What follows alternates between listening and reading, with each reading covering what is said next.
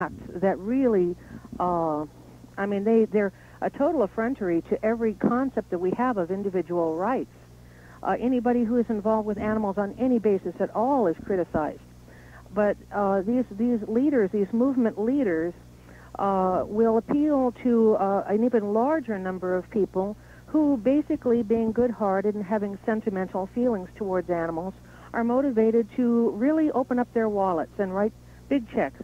Oh, I'm sure you're right. Industry. I think the argument only serves the industry. I think you're right. I just want to add one thing. Since I'm a champion of selfishness, I have no problem with somebody making a profit.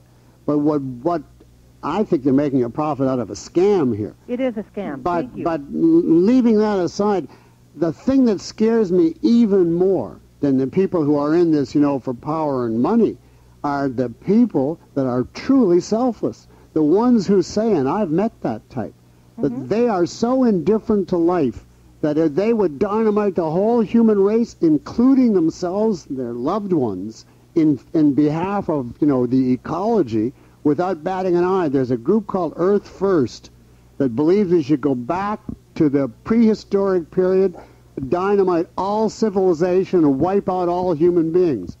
And they are sincere as far as I can make out. Believe it or not, at one point, for when I was much younger, I really, really, really was into that kind of thought and considered that kind of option as being the best for man. There's arguments one way or the other. We can argue all day long, but I'll put this forth. Okay, it's not so much, as far as what rights do animals have, it's not so much that animals are human, but that humans are animal. In fact, we all spring from this sort of primal mud or whatever it was, and we all have prerogatives to survive, instincts to help us perpetuate ourselves, our own lives, the lives of our children and so on, and to procreate and all of that. And any devices that any creature has to extend those goals, which are instinctive, mandatory prerogatives.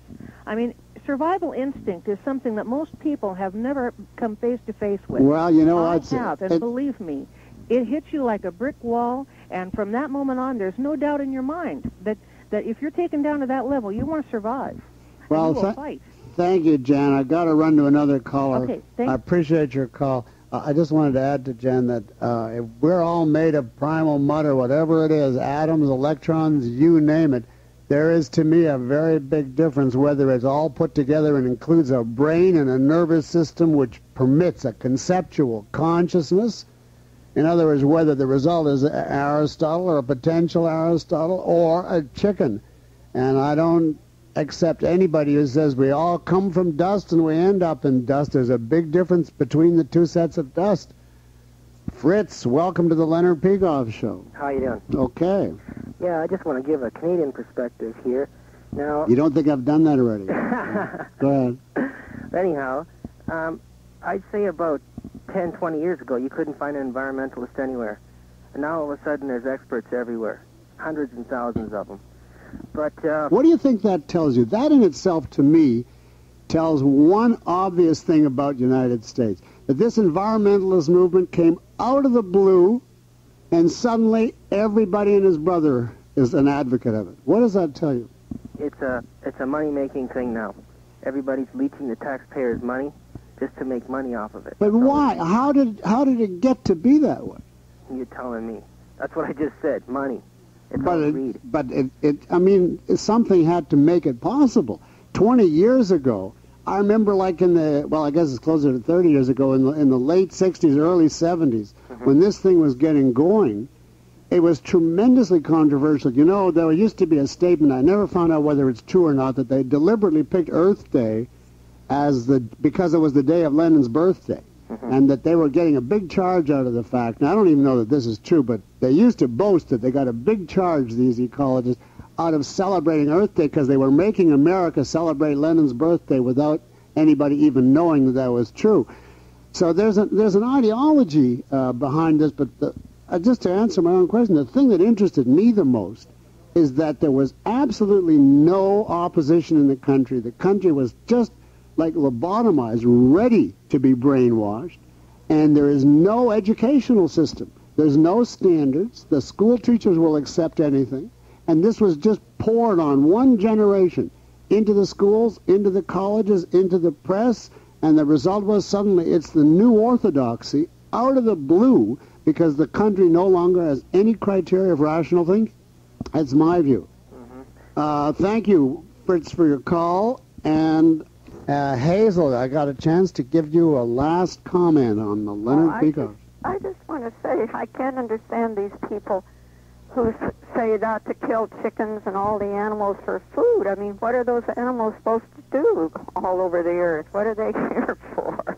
Well, they're not, according to them, I guess they're there for life, liberty, and the pursuit of happiness. The animals are there to follow the Declaration of Independence, and the human beings are here to starve and watch it happen. Well, I can't believe it, but anyway, I appreciated your show today a lot. Well, thanks very much for calling, Hazel. I appreciate you calling in.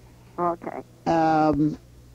I have a lot more to say. I think one of the crucial things that I'll probably devote a show to is the very idea of sacrifice, because people associate the term sacrifice as something noble, something exalted, something moral, something virtuous. And then when the ecologists and the environmentalists and the animal rights people come in and say, all we're asking you to do is sacrifice, people say, yeah, you're supposed to sacrifice, you're supposed to give up, it's bad to be selfish. Well, just in the same way that I think selfishness is a virtue, I think sacrifice is a vice, is an evil. I think it's always wrong to sacrifice, and I think I'm going to schedule a show in the next week or so to the effect that challenge anybody in the audience to find me an action which is truly a sacrifice and that is a good action at the same time, and I bet you can't do it, because that whole idea of sacrifice as a virtue comes out of an ethical code incompatible with this life. Thank you all for listening and calling in, and until 2:30 p.m. tomorrow, don't forget to check your premises.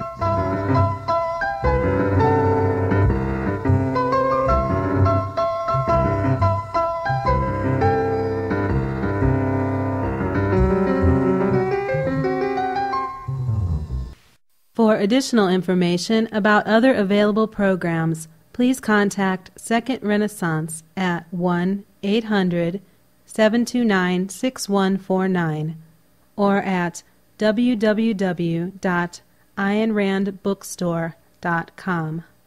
All material in this program is protected by copyright and may not be reproduced in any form or manner, nor played before an audience, without the express written permission of the producer, Second Renaissance Incorporated.